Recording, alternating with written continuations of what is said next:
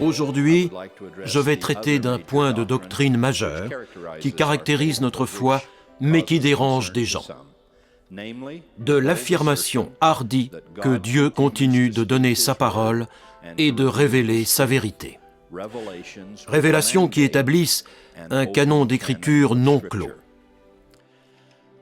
Des chrétiens, souvent du fait de leur amour sincère pour la Bible, déclarent qu'il ne peut pas y avoir d'autre écriture autorisée en dehors de la Bible. L'Ancien Testament ne perd pas sa valeur à nos yeux quand nous découvrons le Nouveau Testament. Et le Nouveau Testament ne prend que plus d'intérêt quand nous lisons le Livre de Mormon, un autre témoignage de Jésus-Christ. La révélation continue, ne diminue ni ne discrédite la révélation existante. La Bible est la parole de Dieu, elle est toujours nommée en premier dans notre canon d'écriture.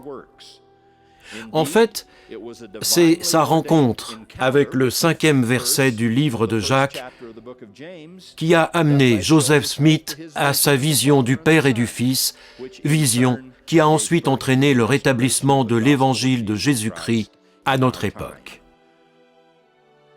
Je témoigne que les cieux sont ouverts et que la présence de ces voix prophétiques autorisées et de ces révélations continues officiellement adoptées a été au cœur du christianisme chaque fois que le ministère autorisé du Christ a été sur la terre.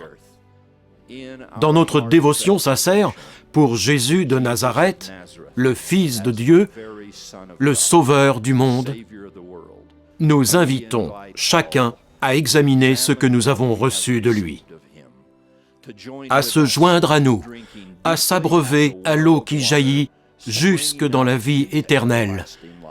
Ces rappels constants que Dieu vit, qu'il nous aime et qu'il parle. Je suis profondément reconnaissant que ses œuvres et ses paroles ne cessent jamais.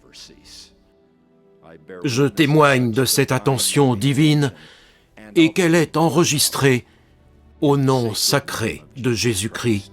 Amen.